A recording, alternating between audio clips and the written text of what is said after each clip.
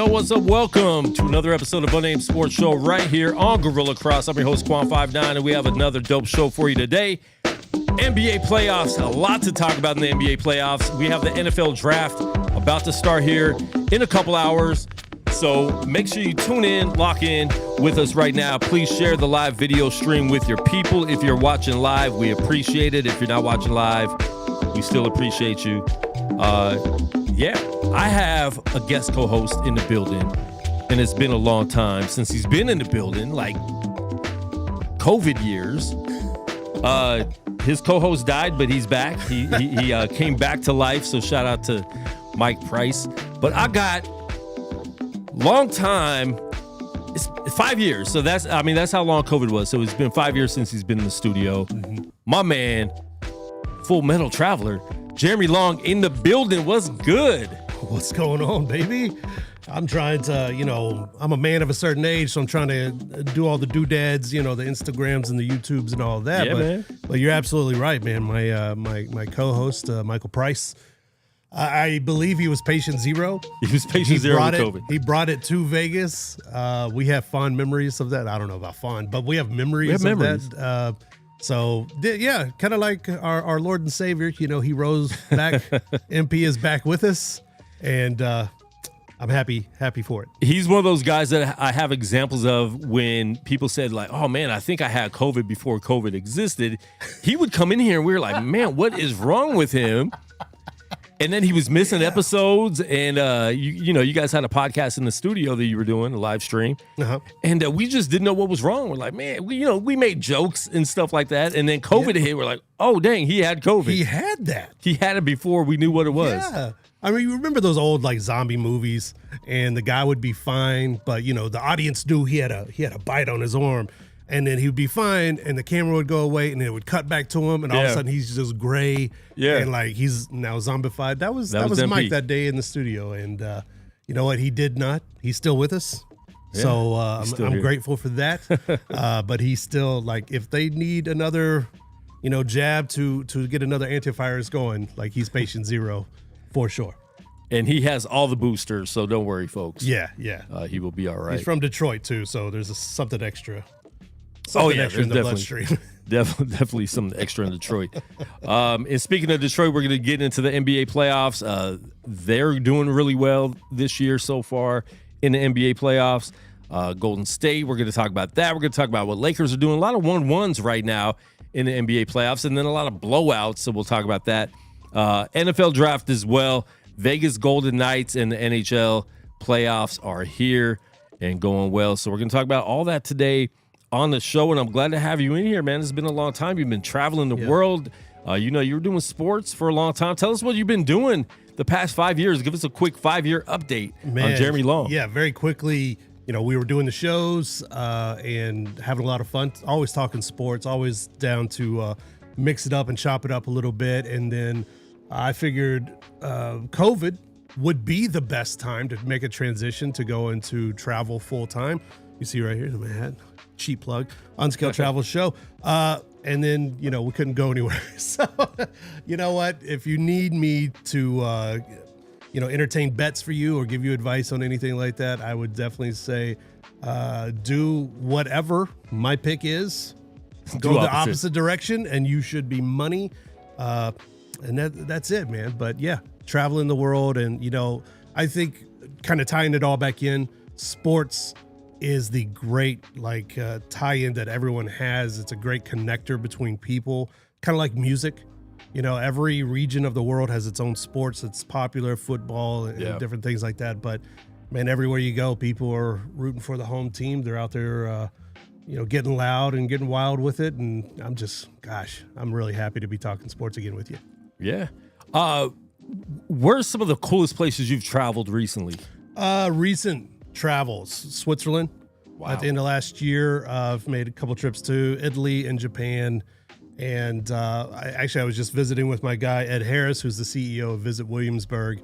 He's at the Encore right now for a conference. But Visit Williamsburg and Williamsburg, Virginia, is just a really cool place. I don't know if you ever went to Colonial Williamsburg when you were young, where it's still like 1820 there, and everyone dresses up, and they have like real live actors that go and will walk you through properties, and those like some of the restaurants still do food the way they used to do it and things like that. It's such a cool experience. Cool. Yeah. Like I can imagine that, but being in Vegas, it would be I think it would be a totally different experience. They could do a Vegas version of that. A few more strip clubs. They're doing a Vegas version of The Empire Strikes Back at the Rio. It's a burlesque version. I've seen that. So I don't know. Yeah. A friend of mine actually might check it out. From Houston, because I think it's a traveling show. Yeah. But he saw it in Houston, and the force was with them, I guess. Something's there. Hopefully not too much force, Shannon Sharp. Shannon Sharp. We're not going to talk too much about that, but listen, I don't know what happened. I don't know if it's a setup, but my advice to anybody 35 and over, we can say, stay away from 19-year-olds. Yeah. OnlyFans girls, they want one thing, right? They're out for money, which is what they do, right? It's a young girl, 19 years old. Or I guess they're saying she was 22 at the time of their relationship. Still young. Yeah. He's in his 60s, correct? Mid-50s? I think mid-50s. Is it mid-50s? Yeah, I think so. We'll look that up. Yeah. But he's a lot older. Stay away from 19-year-olds. Now, there's accusations. And here's the thing. Even 56. Accusations can hurt you in this day and age. When you're one of the most famous people in sports right now, in sports media, you have to chill out, man. He had that Instagram live that he accidentally, quote unquote, did a few months ago. There's been other allegations. Sometimes people get too famous and they start feeling themselves a little too much. And, now he's getting in trouble with this girl, man. And it's not looking good for his ESPN career. Yeah, right on the verge of I think $100 million podcast deal. You know, the latest in a long line of these guys getting $100 million deals. And look, I mean, it's still way too early, and both sides are now starting to release what they think is damning pieces of evidence and things like that to convict the other. And unfortunately, that's the way a lot of these things play out. They play out in very public settings. Yeah. And, not saying, again, I don't know enough about it to say who might be right, who might be wrong in this. All I do know is if you're almost 60, the best piece of advice is just leave them younger girls alone.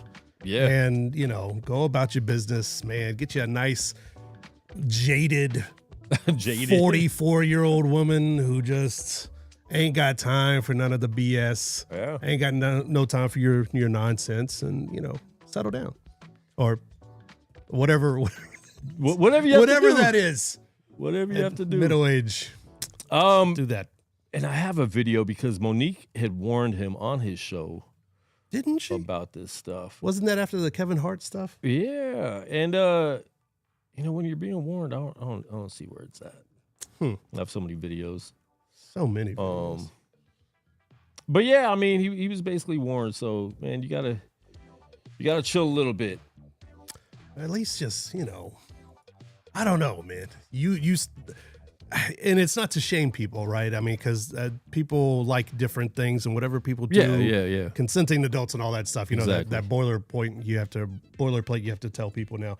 But if you're into a certain thing, I'm going to bring up a name, Trevor Bauer. Yeah. If you're into rougher stuff, that opens the door for other things. But also, I think people should be heard in their cases. Just because he's a celebrity and just because he has money and people seem to like the guy doesn't mean that he gets a free pass. Not at all. Everyone deserves to be heard, but also, these things happen, man. You got to be careful out there. And, the whole Trevor Bauer situation, he never recovered from that, even though he was found, innocent of all that stuff going on. Yeah. And he still lost his deal in the major leagues. And now, he's in the minors doing really well, or maybe overseas. I'm not sure exactly. I know for a while he was in the Mexican League. Yeah. I think that's might be where he is still.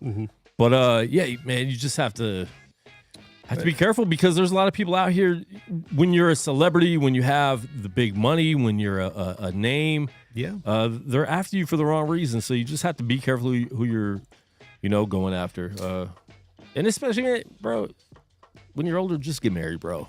Shannon, it's okay to get married. Look, and if you don't want to do that, if you don't want to get married, marriage isn't for everyone, right? Yeah, it's not. Just build a cabin in the woods. Yeah, and just go there. Just go there. Just go. Just go. It's okay. Be amongst the trees. It's okay to do that. Be amongst the animals. The Pope passed away, and I have a video. Remember when the Pope met a brother? So we're gonna play that right now. Okay. Shakes everyone's hands, and rest in peace to the Pope. People are blaming JD Vance because they met, but okay. Oh, man. Pope said nope. We'll play that one more time. Giving kisses and almost like he was startled. Whoa. That's a bad look, man. That's a bad look. Really bad look. I think he startled him. Came out of nowhere. I think he clutched his pearls there, whatever the equivalent of Popely pearls that they have. Popely pearls. We have another thing I want to put up. Okay. Let's Is this see also here. the Pope?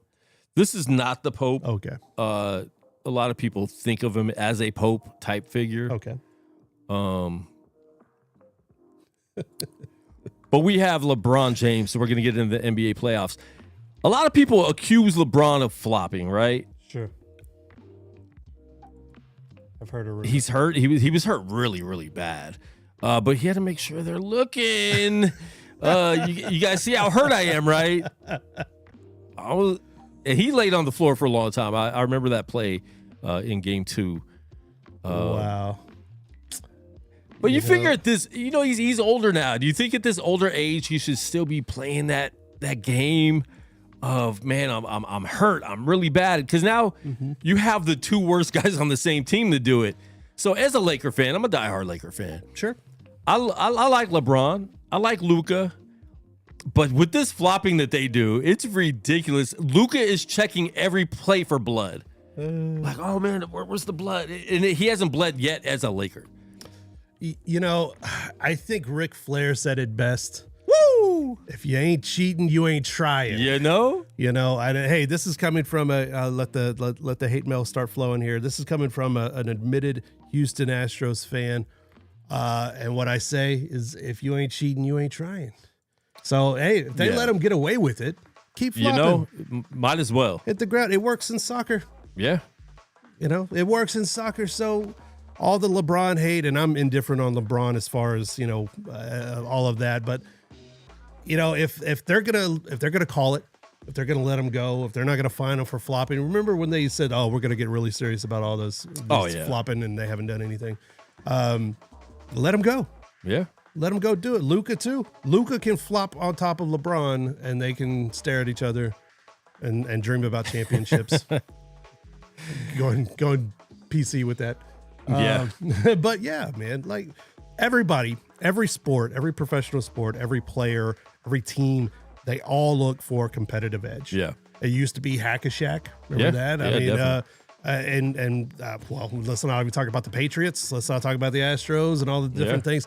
Everybody's trying to get an edge. And so right now, the edge, if you can get to the line, if you can build up fouls for the other team, if you can do all of that, and they're going to allow you to do it, might as well. You might as well go out there and now, does it look bad? Are the optics bad of it? Yeah. Oh, it looks bad. Yeah, it looks bad. Looks bad. I mean, you have not just that instance. You have so many instances with LeBron and Luka and a lot of other players too, not just those guys. That, you know what, it looks bad for the league in general. Yeah. They look really soft, especially when you have guys that are legitimately 6'11", 245 pounds. The slightest touch, they go flailing like it's a WWE house show and Tuscaloosa or something like that. But they're flailing all around. It's a bad look. But if they're not going to stop it, then that's just essential. That's as George W. Bush used to say back in the day, that's strategery. Strategery. That is what that is. And as a fan, though, it's very annoying because when you're flopping doing that, and Luka's worse than LeBron at it, he will not get back on defense. And he doesn't play a lot of defense anyways, so it's kind of annoying seeing that over and over again. But let's get into this series. Lakers and Wolves, they play again tomorrow night. Lakers tied it 1-1 in game 2. And they dominated it. They did what I expected them to do in game 2. Their defense stepped way up. I mean, I think they only gave up 85 points compared to 117 the game before. Yeah. So their defense did what they've been doing. A lot of people are like, Lakers are horrible on defense. No, they're not. They played really good defense this year. They tied the series up 1-1. It's going back to Minnesota. Minnesota did all they needed to do. You get one game. That's what you hope for. Starting the series out on the road. How do you see the rest of the series going? Is it going to look more like game 1? Is it going to look more like game 2? Or is it going to just keep going back and forth the way it did in the first 2? The NBA playoffs, especially in these early rounds, it all comes down to adjustments. You saw the adjustment on defense. You saw them kind of clamp down on defense going into game 2. They looked a lot fresher. They were bouncing around. They looked like they were a little bit more motivated. I don't know. I think getting the brakes beat off of you in the first game, I think LeBron is older, but he is still a very prideful player. Luka's got a chip on his shoulder, right? It's a big season for him. Like, he's trying to prove people wrong in one fan base in one city, and he's also trying to prove fans in another city, maybe arguably the biggest NBA city there is, right, that he belongs in the gold and the purple, and trying to stake his claim to being one of the Laker greats. And I know that's early, very early, but he has a very long career ahead of him. So you have these guys that are doing it, and the guys around them feed off of these two leaders. Both of them have a lot of experience. Obviously, LeBron with the championships, Yep. Hall of Famer, no doubter, right there. Luka, just went to the finals. He's got a lot of playoff experience. And so you're out there, but you know what? When you look at Minnesota and how well they've done at home, I think 25-16 at home or so, they're very comfortable playing in their arena. Yeah. And like you said, if they can take one out of LA, go back and really be in control of this series before it eventually goes back to Los Angeles, then there you go. I mean, you can't ask for a better position. Maybe if you would have swept them, but one game, there you go. Yeah, you got to get one to keep moving forward. In that, Anthony Edwards has been playing great. Yep. I love watching him. He's probably my favorite non-Laker player in the NBA. So it's definitely fun watching him. Lakers definitely took advantage of Rudy Gobert on the pick and rolls. And I think they got that from Dallas. Dallas was doing that really well last year. And every time he was guarding Luka was dicing him up. And then it was contagious because when he would switch off to Austin Reeves, it would be the same thing where he's just you can't guard him out there. And they're going to take you right to the hole every time or pop back and shoot over you, shoot a three over you. They need to adjust that with the pick and roll. And I don't know if that means go small like the Lakers are and just use more Naz Reid and less Rudy Gobert, but they need to do something to adjust with that pick and roll. Rudy Gobert is a very confusing player to me. Yes. Regular season Rudy Gobert, I think, is a beast. He puts up the defensive stats. And how many Defensive Player of the Year awards does he have? Yeah, quite a lot. A couple. 3 or 4. Yeah. He's often considered one of the best, if not the best defensive player in the NBA. And then it comes to playoff time, or it comes to these big moments. And Rudy Gobert seems to have a problem with either the spotlight, or I don't know if maybe he's being hyped up a little bit, but he seems to get to these moments where he gets abused. Yeah. And like you said, like what is that adjustment they're going to make? Because he just, at times, he looks like every bit of that guy. Yeah. And then other times you're going, what are you even doing, man? He's out of place. He's out of position. Guys are burning right by him. And you're just like, what? He's just taking up space at this point. He remains a mystery to me, honestly. And the funny thing is not even in the NBA, not just in the NBA, because when we were watching the Olympics, his coaches were pulling him out of Olympic games, and you're like, he's an NBA player. Yes. And he was getting pulled for people that aren't in the NBA. He was getting pulled against Lithuania. I don't know if that's real, but that's the Yugoslavia. Countries that don't even exist anymore. Yeah. I think the Jamaican bobsled team, he got pulled in the early part of that one. He is just that enigma to me. He just has these games where you're like, yes, absolutely. Yeah. That's the guy right there. He deserves every accolade, and then he'll have these other games. And maybe it's the high IQ, love him or hate him. LeBron has this high IQ. Luka has a high basketball IQ. And once they figure him out, they make those adjustments and they make him look, I don't want to say, it'd be really disrespectful to say amateurish, but they make him look not as good as he's lauded. Yeah. And it just remains confusing to me. And I think that's also where the NBA center position's at. It's, you have to be multifaceted to play that position now, even on defense, because they're going to pull you out there. That's why Lakers have went small to be able to do that. They start Jackson Hayes, but he doesn't play a lot in this series, which I would like to see him play a little more, but I just don't think they like what his offense is, and they're not throwing the alley-oops to him like they can on smaller teams. With Gobert in there, he's getting those shots blocked. They had one, I think, in this whole series so far that actually converted well. So they've been going small, and I think it's been working. I think we're going to continue to see that lineup where they're not, playing a center. And then Minnesota just needs to shoot better. They weren't shooting the three in the second game like they were in the first. And if you're not hitting that three, and you get Lakers on the fast break, it's going to be bad news for you. With Luka and LeBron and Austin Reeves being able to run it up and down the court like that. So I see Lakers taking a 2-1 lead. I think they need to in this next game. And, we'll see what happens from there. Who do you have in game 3? I'm going to stick with the Lakers until I get proven wrong, man. I'm going to stick with them. I think ultimately they'll take the series. But I don't think it'll be easy for them. I think game threes, especially in the first round of the NBA playoffs, you always see that's when these huge adjustments. Yeah. Or, we call them huge because they turn the tide of the game, but these smaller adjustments they make around these players, that's where they really come out and you figure out like, okay, what are you going to do for this series? What are you actually thinking about? However the Lakers come out in game 3, I think that's, going to be the key to them. If they take it, why run away from it? Yeah. So. And Lakers played Minnesota really well. I mean, even the last past few seasons, but this season it's a matchup Lakers fans wanted. Yeah. So I think it's something that we're looking at as a 2-1 lead going into tomorrow. Mm-hmm. All right, let's jump into some of the game. Let's jump into what happened last night. Jimmy Butler got hurt early. I believe it was the first quarter, maybe second quarter. And he went out. He was out for the game. And looks like he could possibly be out more games. They do have a 2-day break in between, so they have some time for him to kind of heal.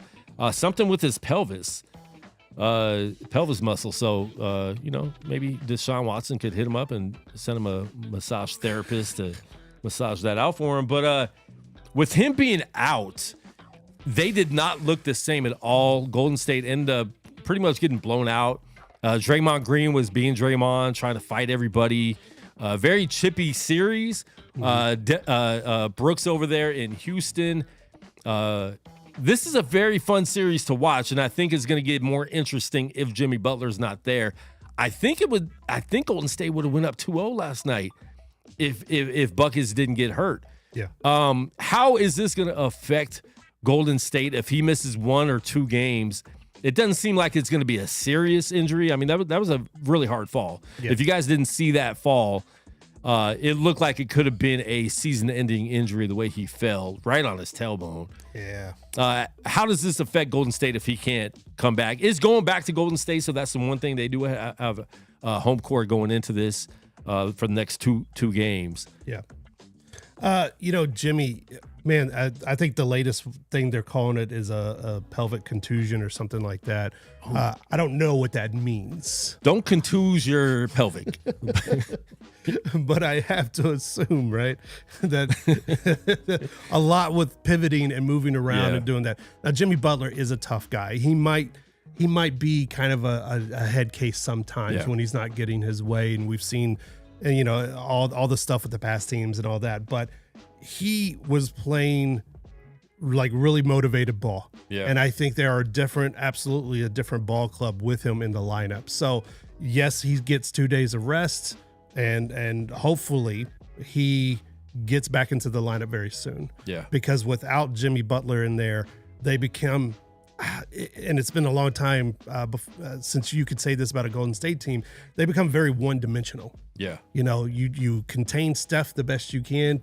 Draymond, like you said, I think his best days are long behind him. Now he's trying to play this, like, I don't know, Dennis Rodman, antagonizer thing, and he's not really. That's all you got left. He's not really contributing that much. Yeah. Other than maybe he's just trying to get into the young Rockets' heads. But these Rockets now, man, these guys, I think the oldest guys are I mean, they got a couple of guys. Is a vet, and they got Brooks, Dylan Brooks, and and Steven Adams. Steven Adams, yeah. And they're a very young team. They're not scared of anything. Yep. They're on the come up. They're playing with energy. They're bouncing around, man. They're looking for.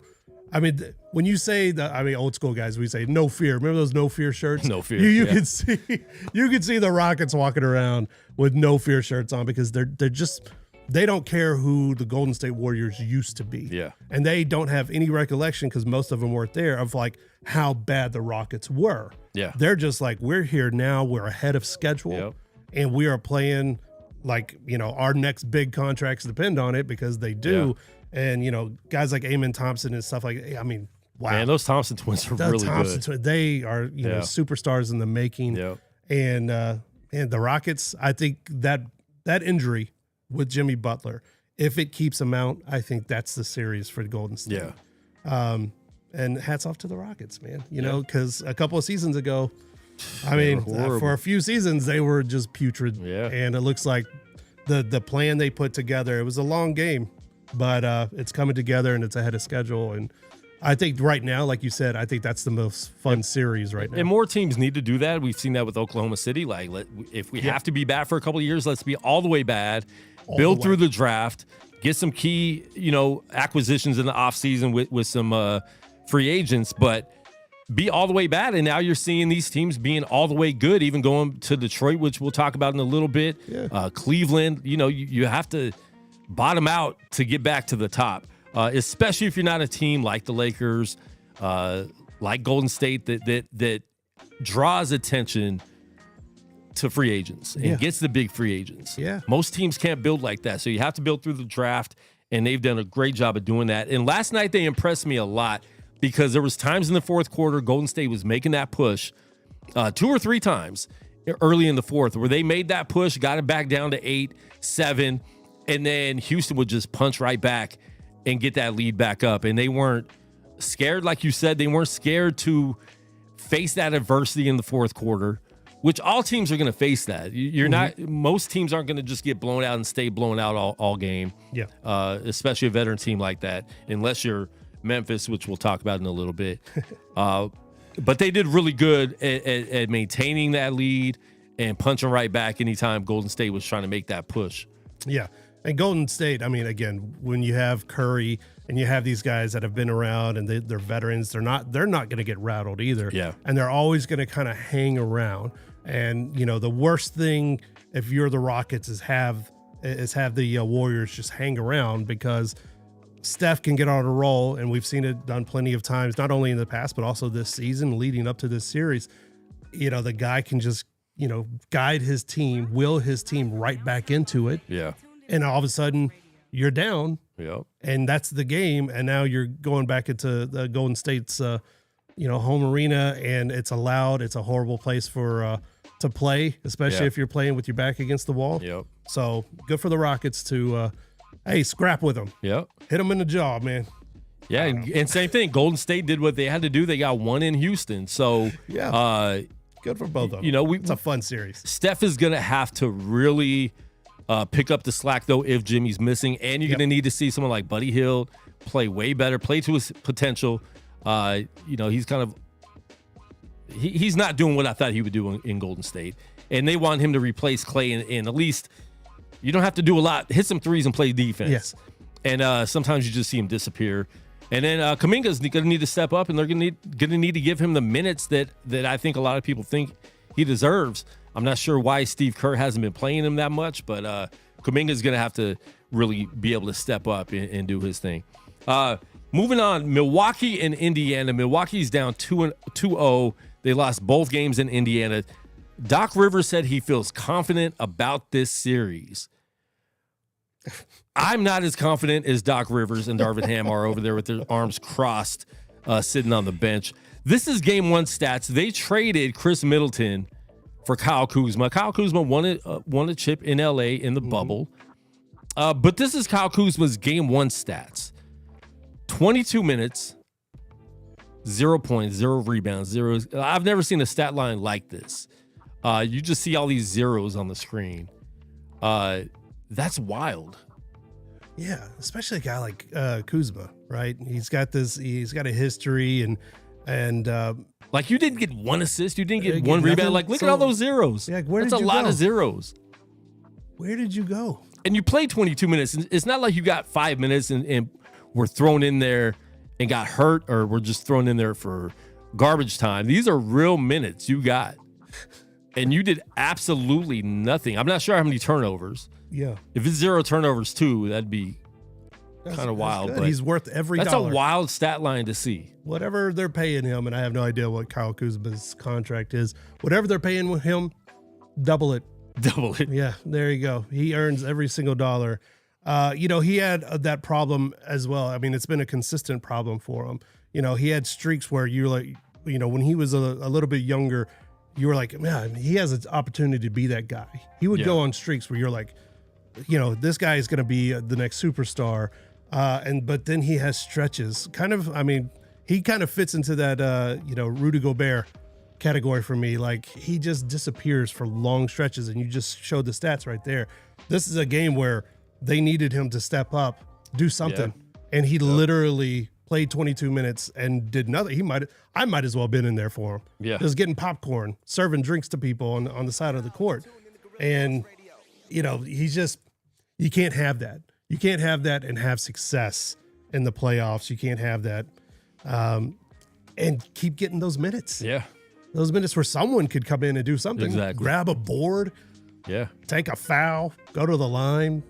Order DirecTV, something. There was nothing happening. And I think we're at a time period in Giannis's career where he's asked them to build around him. He's like, look, I'm going to trust you guys to build around me. They've tried to do things that haven't seemed to work out. They brought in Dame Lillard, who's good, but I mean, they lost a lot of defense giving up Drew Holiday to get him, and that hasn't worked out the way they thought it would. And then you trade Chris Middleton, who actually coming off injury. I mean, he stayed injured for 2 years, but when he came back this year, he was playing really well, and he fit with them, I think, better than Kuzma.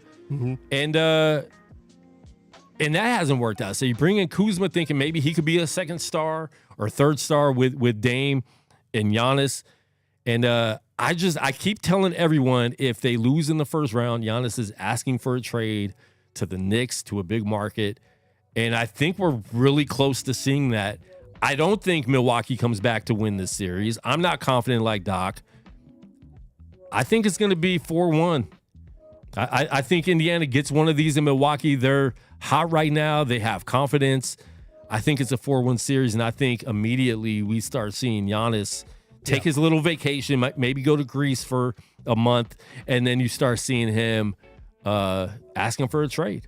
Yeah. This is probably the last stand for this particular group of Bucks, Giannis included, and that's a great take, because if they get bounced, and it does very much look like they are playing uninspired basketball right now. They picked up Dame a couple seasons too late. You know, I like definitely Dame Lillard as a person. I follow him. I think he's a great person. Yeah. And he had his time in Portland. But whatever he was going to do was left in Portland, and he is not doing it anymore. And now he can be serviceable. Yeah. He can be a Russell Westbrook type of guy, maybe a sixth guy coming off the bench to give a little spark with the second unit or something like that. Or even a third star. Or even, as long as he's not the guy expected to pick up everything when Giannis is having an off night. And you mentioned Dame kind of staying too long in Portland, because he did the same thing where he's like, man, I trust them, that they're telling me certain things. Giannis is a lot younger. He could look at that example and be like, I don't want to be stuck like Dame was. Because there's just some franchises that aren't going to be able to make those moves that you're really requesting. Yeah, because now, I mean, however the playoffs shake out for them, next season he's going to be on the other side of 30. And NBA players are a lot more, I think, cognizant and they know, looking at guys, and they have plenty of examples of guys staying with teams out of loyalty. Yeah. And he wants to be loyal, but he also wants to win, you know, and this is a guy who prides himself on, you know, when he came into the league, he often gave interviews about how many championships he was going to win and wanted to win. And he's not getting that. Yeah. And now they're getting further and further, even from the finals, and even having an opportunity. So I could absolutely see him at the end of this saying, you know what? I tried. You guys, it doesn't seem like you're committed, or whatever that excuse is, and I need to bounce. And, you know, they blow it all up and start again and take the blueprint of the Rockets or someone like that and go, you know what? Let's do a total youth movement and just let's try again. And you're right. They've been getting ousted in the first round of the playoffs. Yeah. You know, this is their third coach in, 3 years. Yeah. Doc Rivers is starting to get a bad rep of not being as good of a coach as they've made him out to be. I mean, he's just not that guy. He doesn't even look like he's really into it anymore. You know, it's like he's getting paid, which is fine. Does Milwaukee fire him and be in the same position Phoenix is in, where they're paying 4 coaches next year? Because Budenholzer is still getting paid from Milwaukee and now getting fired from Phoenix, so he doesn't have to work at all. And they're paying Adrian Griffin, who they only had not even half a season, and not paying Doc, like, or do you just get a younger team and just suck it up and keep him as the coach? Man. They're in a tough situation right now, and Dame still has some years on his contract. So even if you have to trade Giannis away, and his brother obviously would go with him. Mm-hmm. You still have Dame there. Like, what do you do? Does Dame want to trade and, like you said, be a third man on a championship contender? Yeah. Which would look really good in Golden State if he wants to take some less money with. But what do you do there? One last charge with the old guys in Golden State. It kind of reminds me of those old super teams. I remember the Lakers when they tried to trot out like Karl Malone and Peyton. And Peyton, and it was that last grasp of Kobe, Shaq. I want a the ring. White girl in there, the white girl in Colorado. that was all in that same season. Hashtag too soon. Too soon. Hashtag. But yeah, man, I mean, you see it, and then it starts looking at desperation because, they want a ring, especially Dame. He wants that ring, because that really just, puts the final stamp on an otherwise pretty darn good career, right? That's a Hall of Fame career. He gets that ring.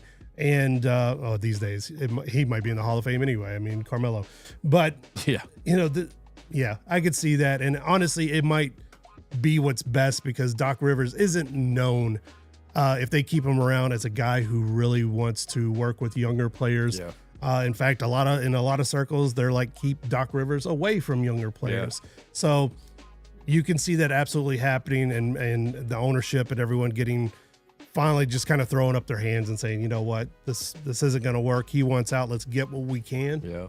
Let's start accumulating picks and start shedding some capital, and let's try it again. You can't have too long of a memory, especially with players and teams that just aren't working. Just can't do it. And there's not a lot of teams. He wants to go to a big market. He made that little side comment when Luka got traded, and he was joking, or he had a joking tone, but I think he was serious. He's like, I'd want to see all the European players. Jokic in New York, Luka in LA, and he was being serious when he said that, because I think he's seeing Luka too, not getting that Supermax in Dallas, going to LA, and realizing like, well, his endorsements are going to go way up. So it doesn't matter what we're making on the court. If we're going to be able to make all this money, if Giannis goes to New York, if he's playing in Brooklyn or for the Knicks, his stock's going to go way up. And I think we're gonna see him go to one of those places, at least for a season or two. At least for a season or two, they'll make up a little bit of that money. But they got to win. New York and LA come with expectations. I mean, the Knicks, whatever, they haven't won in any ever. But yeah, they come with expectations, a lot more pressure, a lot more eyeballs. We've seen some guys perform well. We've seen other guys crack completely. So we'll see. We'll see what happens. I think it's fun. And the Knicks right now, they're struggling. They lost the game at home, and game one was actually very close until the fourth quarter, where you saw the young Pistons really look young in that fourth quarter. And I was texting one of my friends that is a Detroit fan. He lives out there in Michigan. And, we were texting throughout the game, and I'm like, this is the best thing to happen to the Pistons in game one. For this to happen in game one, where they can make those adjustments, where they can get out of that, that nervousness. And they came back in game two and looked a lot better. And now the series is tied 1-1 going into Detroit tonight. They haven't had a playoff game there in a long time. That was their first playoff win since like 2007. With Tayshaun Prince and the gang, Hamilton. So they're going into Detroit tonight. It's going to be a lot of energy. They got the new arena. First playoff game in the new arena, Little Caesars. They finally get to break it in. I have Detroit winning this game tonight. I've actually picked Detroit in 6 games before the series started because they're young and they don't know better. And I think the Knicks, they made some trades. They got Karl Anthony Towns. I just don't think he's the man. I think he's the man that might be going to Milwaukee to match that money. But I don't think he's the man to take you over the top. And Detroit doesn't know better. They don't know they're not supposed to win this. And with the energy that's going to be in Detroit tonight, I can't wait to see it. But I got Detroit win this game tonight. I don't think anyone, even Detroit fans, and we were talking about patient zero earlier, Mike Price, a Detroit guy through and through, and loved those championship teams. And I remember sitting with him at the Thomas and Mack when the summer after Cade Cunningham was drafted to the Pistons, and just watching this guy and all the promise that he had. And now it finally seems like he's coming into his own, and he's averaging over 26 points a game. But again, another young team. Again, they don't have the memory. I'm not scared of this team. I'm going to go out and do it, and they're just bouncing around. And you see it late in the game. They want it. Give me the ball. And they're very confrontational. They're getting a little chippy, and you like that. And especially when you have the history with Detroit. You want that Detroit Pistons of old. You want those bad boy Pistons every once in a while to come out. I call them Timu bad boys. They're a little bootleg version of them, but it's still fun to watch them try to take on that persona. Yeah, absolutely, man. I like it. You have to have a swagger to you to succeed and go far. Now, I don't think anyone thinks that the Pistons are going to go all the way. But if they take this first round series against the Knicks, especially the Knicks, who have had success in the past couple of seasons, kind of a rise and fall effect. You've seen the Knicks now kind of fall out, and they're going to crash out again because they're the Knicks. That's what they do, right? But the Pistons, if they can just walk away with this series, I think that's a pretty good indication of where this team is going to go in the future. As long as they don't, tweak too much. Malik Beasley is just, phenomenal. It's just, they got a good core. Yeah. They got a good momentum around that core of young guys they got. And more importantly, they look like they just got, they got that little twinkle in their eyes, as we say, man. They're going out there and they're just playing ball. And I like it. They're a fun team to watch. And they didn't try to get any crazy superstar vets on the team. They're like, this is a young squad. Let's focus on the young players and build around them with some vets, like you said, Beasley, Tobias Harris, and then getting Dennis Schroeder at the trade deadline. Like, they've been really good at not getting vets that want to take over the game. Yeah. They got vets that are going to complement the young players and show them how to play. And I think they've done a really good job in that. They're a very exciting team to watch. I think the NBA is better when teams like the Knicks, Pistons, the Lakers, Celtics, even Bulls, even though they didn't make the playoffs, when they're all good, even the Sixers, which had a horrible season this year. But when those teams are good, especially when they haven't been good for a while, it's definitely exciting and better for the NBA. And I'm really looking forward to this. Do you think Pistons win this series, or do Knicks pull this out being the vet team that's been there? My heart wants Detroit to win this.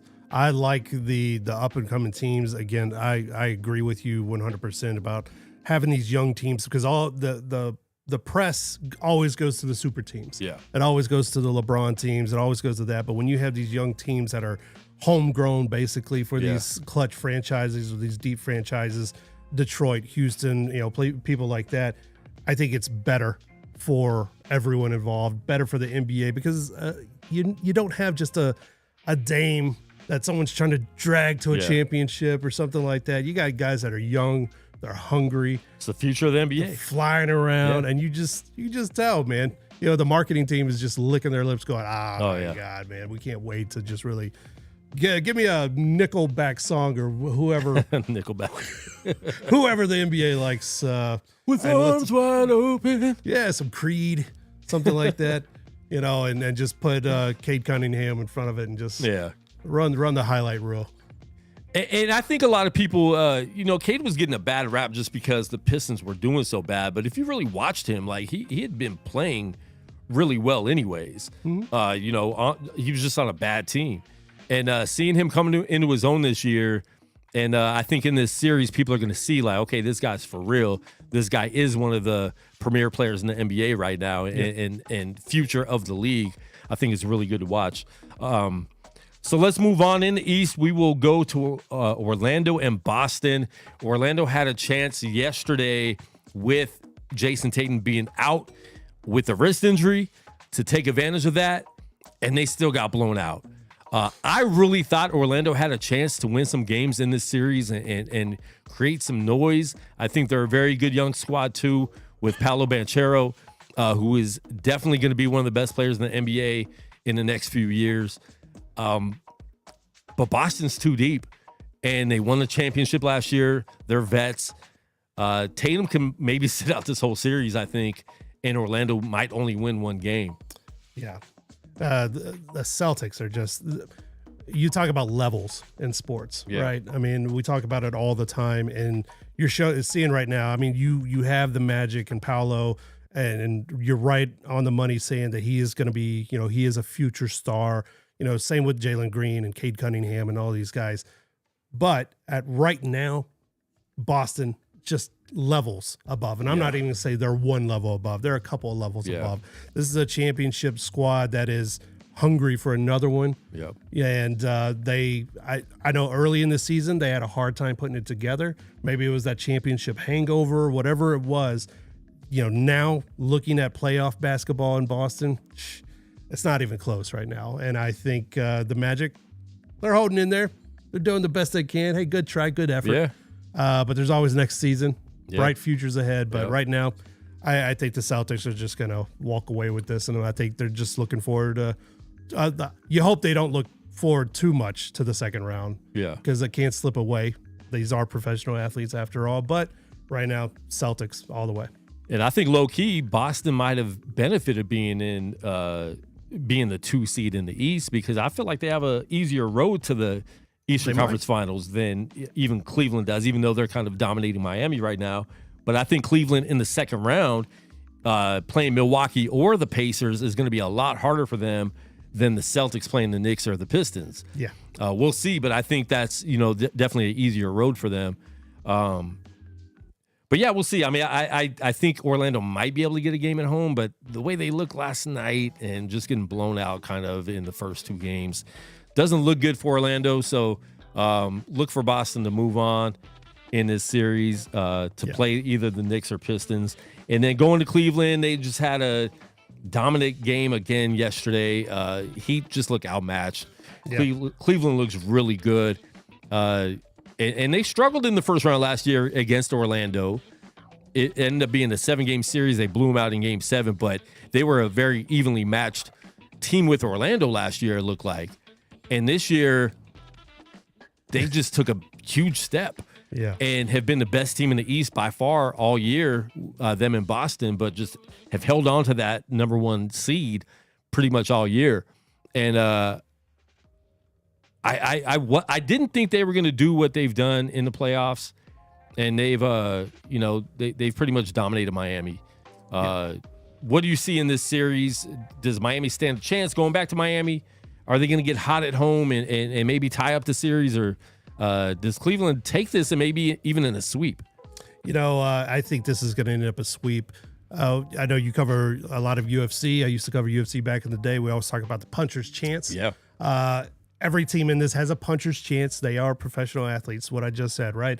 But this, going back to just levels in this round, these particular squads, the Heat just seem overmatched at every single level, every single position right now. Yeah. And it's not hate. Cleveland is a really, really amazing basketball team this season. And they are playing with that, we always say championship teams go out there and they take care of business. They look like championship teams. Yeah. They don't let teams kind of stick around and things like that. They go out there and handle business the way they're supposed to. And that's what Cleveland looks like. They look like they are on a mission. We're not going to mess around with the Heat. We're not going to take the foot off the gas, and they shouldn't. And the Heat may sneak one, but I think if anything, it's more likely that Cleveland's just going to sweep in this. Yeah, I think the Heat are definitely overmatched and outmatched in this series, and I agree. I think they might get one game, but it's going to be tough. Cleveland's on a mission, and I think that hurt them last year by going 7 games in the first round, and I don't think they want to do that again. So I think they've learned, like all teams need to do as you progress and shoot for that championship. And how long will his girl last with him? Because she's already looking like. Anyways, we see those draft. Who is that? The draft girlfriends. That's Travis Hunter. Was that Travis Hunter? Girl, yeah. I was wearing a bright pink jacket. Yeah. Okay. We're going to be talking about the NFL draft in a couple minutes here, but I know we're going to talk about it, but you brought it up, so I have to mention it. This is one of my favorite times of the year because this is when we're going to see the pictures and the video from the girlfriends getting yanked off the laps. From the phones getting yanked out of their hands, and the ones like poor Russell Wilson's girlfriend from back in the day. Oh, she thought she hit a jackpot. She thought she hit the lottery, and she had to have burned all her Sierra CDs. Oh my God, Sierra came in and said nope. Yep. Oh my God, this is just one of my favorite times of the year because it's every year we see them in their living rooms. It's going to be pretty funny. Or we have the girlfriends that blow up on their own. Will Levis's girlfriend who is with another player now or whatever. Someone's mom. Oh, the moms are always is going to take the spotlight this year, and I'm here for all of it. Yeah. Yes. Yeah. All right, let's finish off the NBA because I do want to get into this draft. The Grizzlies. I can't remember. It's like 72 points total that they've lost the first two games by. They got absolutely annihilated in game one and then came back in game two and just didn't do much different. They look horrible. And Memphis is actually the team that we thought would be in this position that OKC's in a couple years ago. Mm-hmm. We thought they would be here at this time in Ja's career and Jackson Jr.'s career, and we have not seen that. We've seen a major digression from this team. Yeah, and Ja Morant just seems more into pulling out whatever weapon he's going to choose to celebrate with. I see a sweep. I don't think they stand a chance against OKC.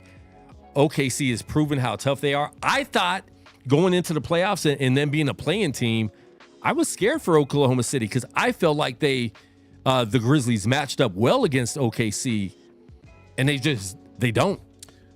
Man, Memphis looks like that team that they got a group rate on whatever vacation package that they signed off on, man, and they're already in their minds. They're already in Cozumel or wherever they are. Uninspired basketball. Ja Morant. I mean. Again, all the talent in the world seems a little Jimmy Butler-esque where it's just kind of mental to him sometimes, and a guy can be so good at something.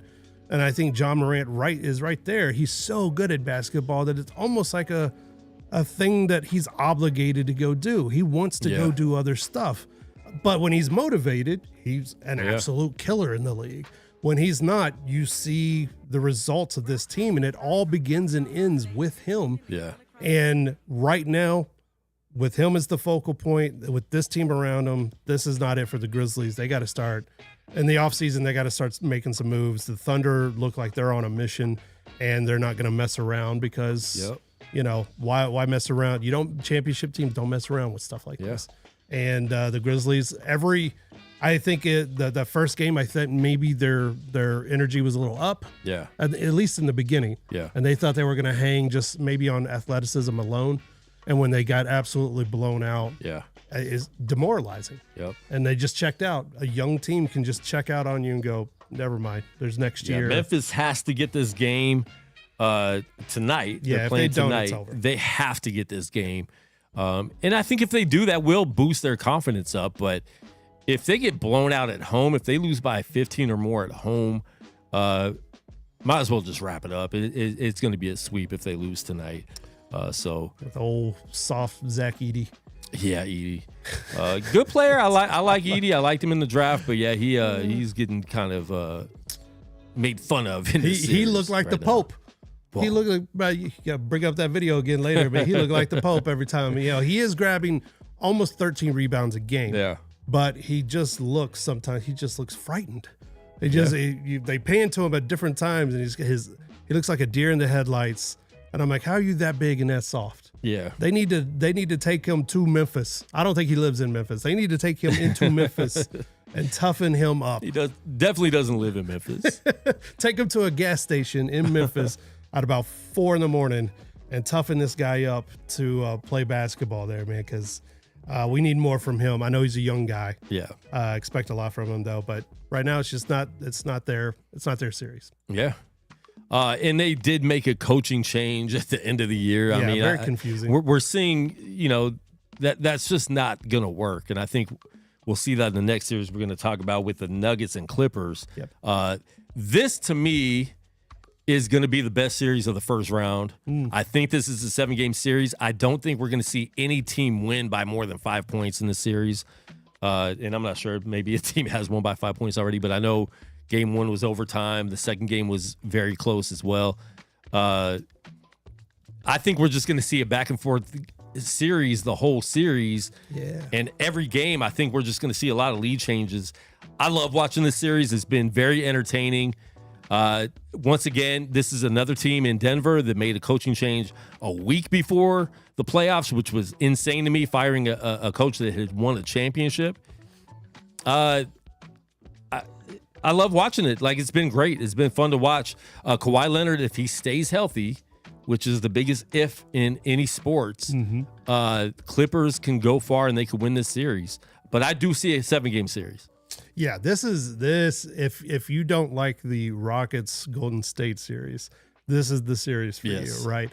I remember I was sitting at a Mexican food restaurant watching everyone in the building was watching that first game and going to overtime and just seeing the lead changes, the back and forth. And it was so good. This is what basketball was needing in the first round. It was needing, because the first game, like you said, overtime, the Nuggets win by 2. Second game, the Clippers sneak it out, but by 3. So it's going to be close all the way through there. And man, I hope it goes 7. Yeah, I don't know if it'll go 7, but I hope it goes 7 because it's such an entertaining series.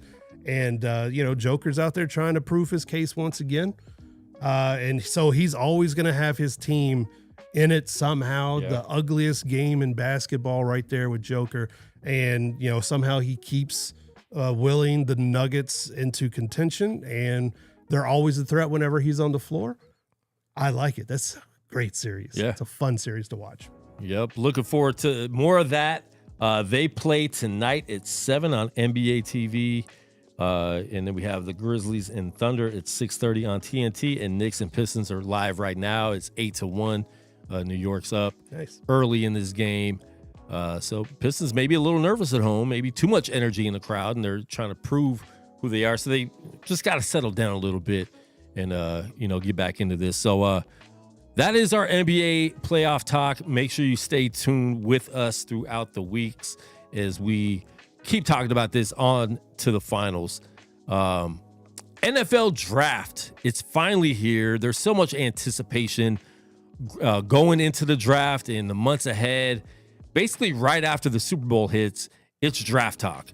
We're talking about the Super Bowl for a few days, and then it's like, okay, what's next? Who's next? And we have the NFL draft today. I've never seen anyone go projected so many different spots than Shedeur Sanders.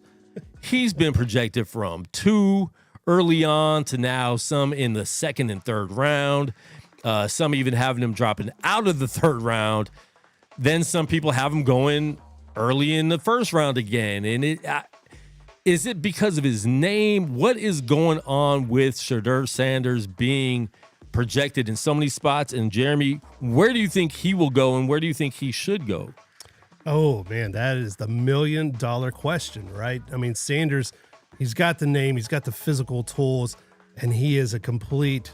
This is the time where all the smoke screens go up. So people are now, the assistant coaches and the people that are talking to the media are like, oh no, we don't have him that highly rated on our boards and all this other stuff. But I think in a deeper QB draft class, he would be a 2nd round, maybe a 3rd round QB. Yeah. And there's nothing wrong with that. We've seen plenty of success stories. I think the fact that only really Cam Ward, who isn't that great of a prospect himself, is in front of him, keeps his name in the conversation for 1st round picks. I think he is a huge project. I think he is accurate. Yeah. He has the physical tools. I think he is very tough. I think also, though, he's going to have to work on some intangibles that weren't, I think maybe his athleticism got him by in college. And he is a very accurate, he's got a lot of touch, but he's going to have to work on a lot of things. And so where he lands is going to be crucial to what he does as a pro. Yeah. And then you could say that about all the prospects. I know that. But, so I take one wild card in Shedeur Sanders, and I take another one, which is always, or at least in past seasons, has always been the Las Vegas Raiders. Yeah.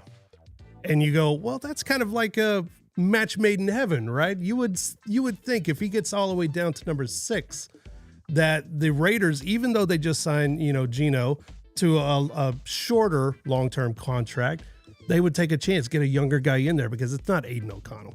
Which I think going into what you were talking about, where you need to work him into the NFL, I think what quarterbacks face the most in the NFL is they're being thrown in too quick. Even some of the best ones, Caleb Williams, I think he might have been better if he took, half the season to sit behind a vet quarterback. We saw Jaden Daniels, who I said would be better than Caleb Williams all last season in college, and he ended up being, looking way better and more focused and more, calm than Caleb. But I think that's the thing. I think the Raiders, obviously, I want to see the Raiders get a big name, and I think that's a big name that would help sell tickets. He followed the Raiders all year. Every time they lost, he would tweet about it and be happy because as long as they're bad, he has a better chance of being there. Him and Tom Brady have a great relationship. They text and talk all the time. So he's already, already there with the relationships there. And they signed Geno Smith. He's going to be there. He's going to be their starting quarterback for the next 2 years at least. So being behind a player like Geno Smith, I think would benefit him well. Yeah. And I would love to see him be on the Raiders, out here in Vegas. I think it'd be great for the team, even though the Raiders need a lot of other players too that they can get at 6. But I think it'd be really good. And I think Raider fans would actually be happy about that too. They would. And I think that'd be the first pick they were happy with in the first round, understandably, in a very long time. But, here's what's different about the Raiders this year is that they have Pete Carroll. They bring in Pete Carroll as your head coach. Pete Carroll is not necessarily known as a flashy pick kind of guy. And he knows, as most realistic Raiders fans would know, the Raiders are not one player away. They need multiple guys. They need a steady presence, and that's what the Raiders have been missing. You look back since COVID, or even before that, when the Raiders just moved from Oakland over to Las Vegas, it's kind of been a whirlwind for the Raiders, in and out, inside and outside of the organization. And then you throw in the John Grudens and everything, the Josh McDaniels and all of that stuff. It has been a whirlwind of chaos. You could bring in a Super Bowl winning quarterback, championship caliber guy in Pete Carroll to just steady things out. You're going to get education. You're going to get football IQ. You're going to get all of that stuff. He's bringing in great assistants. He signs Geno. Why? Because he knows Geno. Yeah. Geno's not, I don't know, name your favorite quarterback. He's not Patrick Mahomes or something like that, but he is steady and he will win you some games and he won't lose you. Well, this version of Geno won't lose you a whole lot of games. And so you have that steadying presence. And so to bring in Sanders and let him just sit and learn. I know it might be a blow to him because he doesn't want to sit. He's an athlete. He's a competitor. He wants to be on the field. But look at so many guys that, like you were saying, did not have time to develop. Yeah. And they just went out there and were thrown to the wolves. There's almost nothing worse for a young player to be drafted in a position where the coach is already on the hot seat or the GM is already, fighting for his job because they're just going to throw whatever out there. Exactly. Hope they catch lightning in a bottle so they can keep their own jobs. And it has killed so many young careers in the NFL because they don't have time to develop these guys. You need to win right now because I'm under the pressure. I don't think you have that with Mark Davis. I think he's a little bit steadier. Definitely. He's given a lot of leeway to a lot of guys that he shouldn't have. Too much sometimes, But with Pete Carroll, he's going to give him a little bit more rope. Sure. And he's going to be like, develop some guys, make us into a contender in this brutal division that they're in. And I think if Shedeur Sanders has the right people around him, they will tell him the same thing. Like, it's okay to sit back for a year. Yeah. And who knows? I mean, quarterbacks get hurt. It's not like he won't get any games this season. He probably will get some time, to play. But sit back, learn, and that will lengthen your career too. when you get thrown out there too early and it doesn't work out, quarterbacks don't last in this league. And when that happens, if you could sit back and learn, even if you don't become a superstar quarterback, when you take that time to really learn the game, you end up being a quarterback that can stick around for years, even just being a backup. You could have a 12, 15-year NFL career as a quarterback if you learn. Yeah, or you could be Kirk Cousins. Yeah. You could be a backup that's playing a starter, and you've earned a lot of money. Yeah, exactly. That's just random Kirk Cousin hate. I mean, it's the truth, though. It's not a lie, and I don't think it's hate if it's not a lie. So I mean, you're just telling the truth there. Yeah. Number one pick, I think Cam Ward will probably be number one. Yeah. Tennessee needs a lot. Obviously, when you have high picks, you need everything. But Will Levis is not the man there. I think Cam Ward's a good fit. But I don't know what that does, and does he start right away? Do they sit him down for a little bit? And, I don't know. I think when you pick number one and you're the first pick, you're expected to be a starter and jump in right away and be the man for that team. But like you said, he's good. Is he great? Is he Caleb Williams? Is he Jaden Daniels? I don't think he is. Yeah. So it's going to be a lot harder for him to just jump in there and blow up and be great right away. Yeah, I think he leans right now to me closer to a Caleb Williams at this point than a Jaden Daniels. Jaden, they put up a lot of smoke screens about Jaden Daniels and his time. But if you watch him at LSU, the guy, ran a pro-style offense and just was poised and sat in the pocket and just nothing seemed to rattle. Yeah. After any game, big or small, he just was even killed, whereas Caleb was more emotional. And there's nothing wrong with emotions and doing all that. But I think Cam would be served well to have a little time where he wasn't just thrown out there. He's saying all the right things. I want to get out there. I want to win. I want to lead my team from the very beginning. That's what you want from your players. Yeah. You don't want anyone going out there going, oh my God, I'm going to die. Please don't put me out there, coach. No, of course not. That'd be, incredibly dumb. You wouldn't say that at all. But, Tennessee has a lot of issues. That O-line, when I look at a Cam Ward and go, okay, at least he got the physical attributes as well, because he might be running a lot. Like Caleb Williams, he might be running a lot. He might be taking a lot of hits. And what's that going to do for his overall development? Other guys have succeeded. I don't think he's, not necessarily going to have that happen for him. It's just a tough situation to be placed in, to where you're expected on day one to go out there and start winning games. Yeah. Because this isn't a franchise that's been down in the dumps forever. Just a couple of years ago, they were running with Tannehill and Derrick Henry, and they did at some point, at least one or two seasons back to back, they had Super Bowl aspirations. So a fan base is already ready to get out there and start winning again. A GM and an owner's ready to get out there and win again.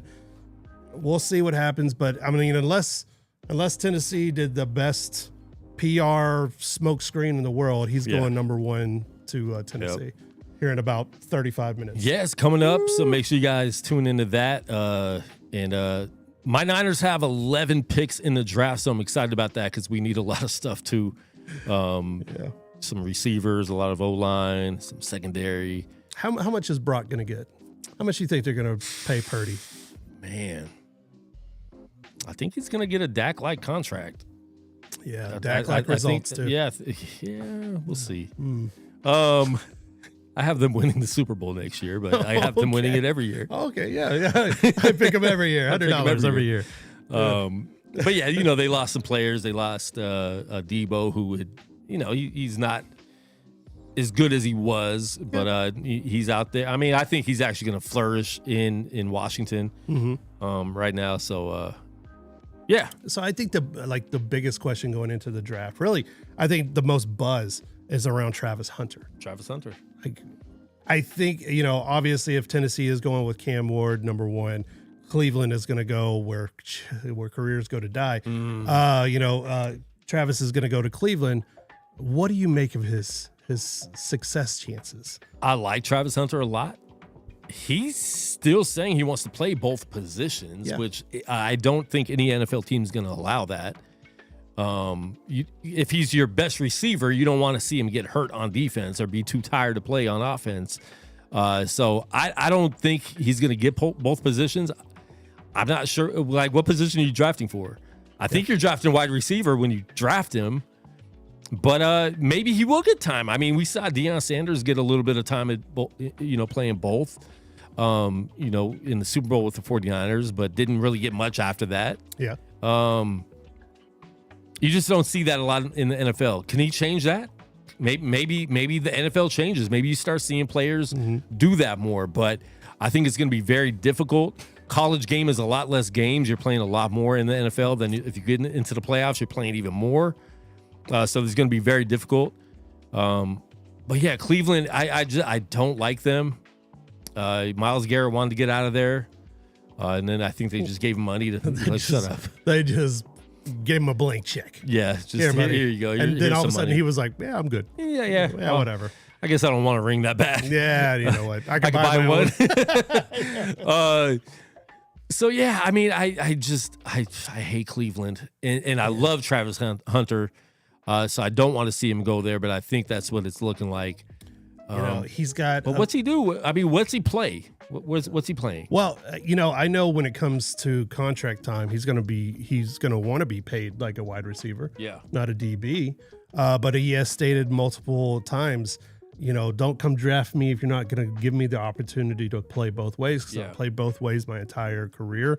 Again, being the most athletic guy on any football field.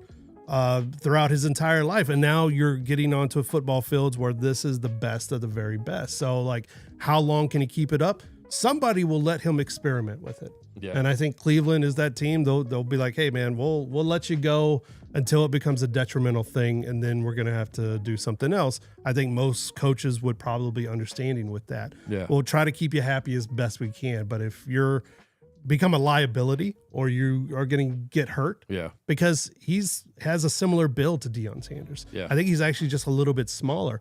What separated Deion was, not only the hands, but the speed. Yep. He was otherworldly fast, man. Travis Hunter's pretty fast too.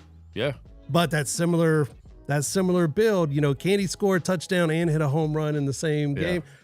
I'm not saying he can. I wouldn't bet against the kid. Yeah. He is by far, I think, the most intriguing guy in this entire draft because we haven't seen anyone like him in a very, very long time. And just the connection with Deion and Shador and all this, it's a lot of fun. I hate knowing that he's going to Cleveland because that is just, that's so impossible sometimes to get over. That is such a horribly run team from top to bottom. And they're paying Deshaun Watson so much guaranteed money. Worst contract ever. A lot of people say that's the worst trade ever. It wasn't the worst trade until they paid him. Yeah. And that's what makes it the worst trade because I don't know if he'll ever play an NFL game again. I think Raiders fans will be happy they can finally get Jamarcus Russell off the top of that list. Because, I mean, not draft bust, but just bad contracts. Yeah. Deshaun Watson right there. Who's your NFL team?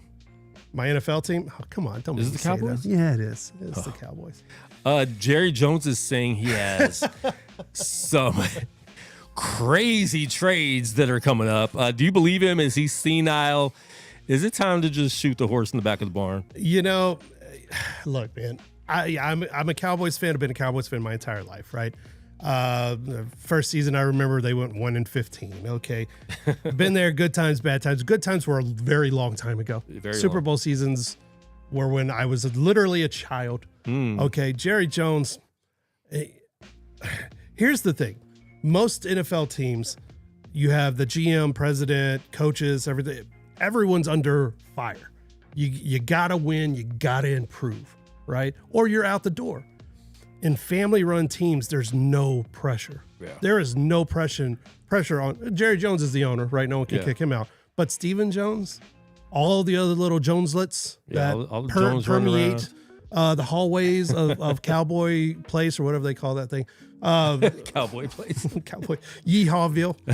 Wherever they go, there's no pressure to improve. Yeah. And so they just keep on making boneheaded decision after boneheaded decision because they're not going to get fired, and they're still making money. The team's still making more money than any team in the NFL. They still make money. They're still the most valuable franchise because there's suckers like me that go, hey, this is our year. Every year is our year, right? Man, and it's sad to see that they don't see it because the trades and stuff, it doesn't matter, man. Yeah, none of that matters if there's no success. And they've had the teams the last couple of years where they've gone 12-5 and just crashed out. And yeah, a lot of people, including myself, we always like to pick on Dak. But when you make $60 million a year, you get picked on. That's the money. To do more, yeah. Okay. The team is just terrible. They have good pieces. I think CeeDee Lamb is just astronomically good, man. You got one of the best defensive players in the league. Micah Parsons is crazy good. But why they do the thing where they stretch out contract negotiations when they don't have to? You got to pay this guy last year. He wants to be a Cowboy for life. Exactly. A lot of these guys say that. I want to be a Cowboy. I grew up watching the Cowboys. I want to be a Cowboy for life. And they act like, they get down to the last minute. Oh, the time's literally ticking on the clock. And they go, well, we don't care if you kind of come or go because there's no pressure on us to win. And it can. And then last year, knowing that the Cowboys needed a running back, and there was a great free agent class of running backs last year. You could have had Derrick Henry. Derrick Henry wanted to go there. He wanted to go there. And he said that they did not even call him. And we saw what he did in Baltimore. I mean, looked amazing. And I thought he would be a great fit in Dallas. I was hating the fact that it could happen. Yeah. I really thought that was happening. I was pacing around going, where's the breaking news? He's going to be a Cowboy, right? And they didn't even call him. And then Jerry Jones says, we didn't have any money to do that, so we just re-signed Ezekiel Elliott to just fall forward 3 feet on every play. Like, what are you doing, man? At this point, you're a detriment to the team. Maybe. I'm not even sure if he had 3 feet yards for the season. I mean, we're guys of a certain age now. When you fall and you kind of do that stumble forward thing. I think you get a couple feet. Yeah, it counts as a couple feet. That was so bad. It was sad watching that. It makes me sad. I bet. Thank you for bringing that up. And I'm going to be sad. Yeah, I see Dak faking another injury this season. Yeah, my hammy. Yeah, my hammy's I can't do it. Up. Just give me my check. Where's that check at? Give me my check. Thank you, Pope Francis. But they were a few players away from really contending, and then they took a huge step back. Huge step back. So, what are the amazing trades that you think Jerry Jones has up his sleeve? I think he's going to trade first, second, and third round picks for Ricky Williams. Wow, that'd be a good trade for running back. Back, they need a running back. You got to get that running back. Yeah. Well. That's no. Who knows what this guy? Look, he's got illegitimate kids coming out of the woodworks. Yeah, he's got all kinds of stuff. Maybe he's trying to trade some of them. Yeah, that's what he's talking about. Yeah. I'm trading Steven for whatever that other kid's name is. Yeah, Nancy. She's gonna be in here now. She's the executive of football personnel here. Yeah. I mean, that's all I can think of because he's said stuff like this before in the past. And really, unless they jump up to number one, and why would they, right? Yeah, you don't need Cam Ward. Yeah, you're not going to do any of that. So, like, who? Maybe number two, maybe Travis Hunter, and that would be interesting. But I'm not sure if Cleveland would do that. I mean, what can you give up? What do you have? What do you have at this point? I just don't think it happens. No. So we'll see. We'll see if Dallas does anything with this draft or whatever trades that maybe Ashton Genty says he might have. I think so. We'll see. But how many picks do Cowboys have? 9. Do they have 9? I think so. Amount. Yeah, they have just enough to mess it up. Just enough to give you hope and then take it all away because they're going to draft like 4 straight kickers or something. It's just, it used to be the Raiders. That's the frustrating part. Yeah. You see me rubbing my face now. It used to be the Raiders that were always the ones that you were rubbing his face in disgust. They are just that they were that team, right? We're going to draft speed, just win, baby, all that stuff. And now it's the Cowboys. I think every year almost, and at least on par with the Raiders now, that you can just count on them to just break your heart. Yeah. All right. Before we get out of do it. Before we get out of here, NHL, the playoffs are here. Yeah. Golden Knights took a tough loss at home Aiden Hill looked really bad. Tried to make a comeback. Didn't happen. I was really expecting to almost sweep Minnesota or a gentleman's sweep in 5. Yeah. And now it's tied 1-1 going back to Minnesota to play tonight, right? Yeah, we play tonight at 6 in Minnesota. How do you see this going? What do we have to do? Does Aiden Hill maybe skip a game? Maybe they pull him for a game and bring in one of the backups? Or do we stick with Aiden Hill and see him give up some more easy goals? Man, I know it's not 100% on Aiden Hill. You always have to do that disclaimer, exactly. Right? But he is always, with Aiden Hill in goal, you never count out the other team. Okay, yeah. He will keep your favorite opponent in the game at all times. For so sure. What should be, this Wild team is not very good. They're not very good at all. And in fact, most people are saying it's going to be a clean sweep, but you just don't know. And sometimes the defense for the Vegas Golden Knights, they have huge lapses where they just give clean breaks and clean shots and clean lanes to some really dangerous, sharpshooters out there.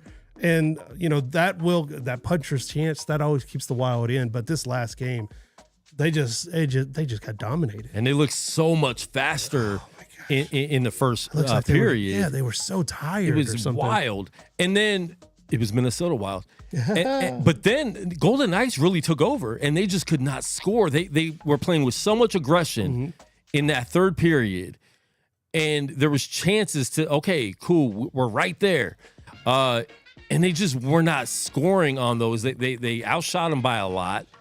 And the aggression was crazy. It was like really good to see the Knights playing like that, but just couldn't score a goal. Yeah, they couldn't put it away, man. And that happens. It does happen from time to time.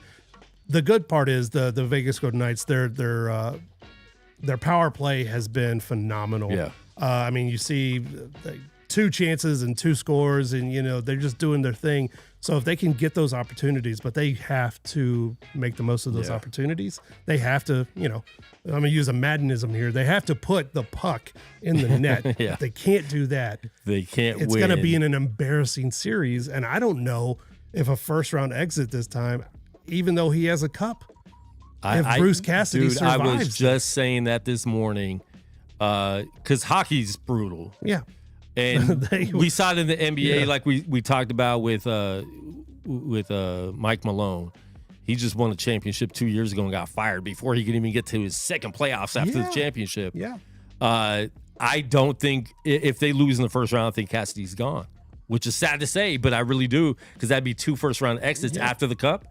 And Vegas owners are not about that. No. Our owner's not about that. No, he's not. McCrimmon's not about that. I think it would be bad. I think we see a bounce-back game today, and I think we do handle this. I think it's going to be a 4-1 game. I think Aiden Hill plays a lot better. So I see a good bounce-back with this game going into Minnesota. They absolutely need to take this series with the Wild. The Wild, again, no disrespect to them or their fans, but they're not a very good team. Yeah. The good news is that the Knights have been played over the course of the season pretty well on the road. Yep. And so they're not going to be rattled going into the Minnesota Wild, whatever their stadium is. I don't know, the Wild Country. Yeehawville. Yeah. But Aiden Hill has to lock it down. Yeah. And then more importantly, your scores that have been, going. Wait, is Mark Stone back? Yeah, usually he comes off long-term. Yeah, it's usually LTI. Usually he's doing that right about now, but he's back, and so good. Never mind. So the guys, they pay a lot of money to put the puck in the net, got to do their job. Yep. So. Yep, looking forward to that. All the other hockey, there's a lot more hockey going on. We'll talk more about Capitals. that later. Capitals are playing great. We saw it was his first Ovi's first overtime playoff goal. I didn't realize that, but won in the playoffs. I don't know if you caught the clip, but I forgot who the commentator was. He was saying like Ovi's never scored a playoff overtime goal, and then like 10 seconds later he hits the overtime winner. So man, he's having himself a season. Yeah, great season. Capitals look great. They look great. I would not mind seeing another rematch, Capitals and Golden Knights in the Stanley Cup. See if the Knights could get that one back. Yes. Yeah, okay. Let's get that. But the way Ovi's playing this year, maybe if he wins it, does he retire? Yeah. If he wins it, I think if he Ovi wins, off. does he? Yeah. I think he walks off, man. Why would you want to just kind of keep going? I mean, maybe the pursuit of 900 or something like that. I mean, he's a guy that could realistically hit 1,000. Yeah. You know, you give him enough time, but like you ride. Not many players get to ride off into the sunset after a chip. So they go and all not the just way. after a chip, but after a chip, after you broke a record that no one thought would ever be broken. You do 2 of those in one season. I think you call it a career, and everyone has nothing but positive memories about you the rest of your career and life. And I wasn't a fan of Ovi before. I wasn't. And I didn't want him to break this scoring record until this year. I'm like, all right, we're about to witness history. And now I'm a fan. Now he seems like a. It's always like a cool it's easier guy. to be a fan when they get older and you're like, okay, I appreciate what they did more. But anyways, man, it was good having you on. We'll have to do it Great again. to be here. Yeah. Have to get Price in here too. Next round of COVID's on us. Yeah, next round of COVID. Price is gonna bring the booster shots next episode. But yeah, he is. Man, check us out. We're here every Monday and Thursday. Not consistently, but I say every week, and we're not here every week, but we are trying to be. So make sure you check out Unnamed Sports Show. Follow Unnamed on Instagram at Unnamed Sports Show. Subscribe to the YouTube channel. We have a lot going on, and we will see you again. We will be back on Monday. I'll be here, so make sure you check it out live on YouTube. Subscribe to the channel. Jeremy, appreciate you, bro. Love it, man. Thanks for having me. Yes, let's get these draft picks. Let's do it. Peace.